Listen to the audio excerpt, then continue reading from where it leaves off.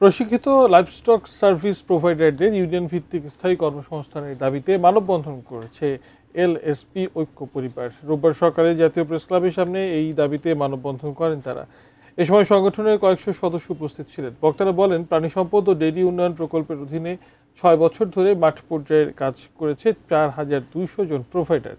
গত ৩১ মার্চ প্রকল্পের মেয়াদ শেষ হলেও এই দক্ষ জনবলকে স্থায়ী করার বা বিকল্প কর্মসংস্থানের কোনো সুনির্দিষ্ট নির্দেশনা দেওয়া হয়নি।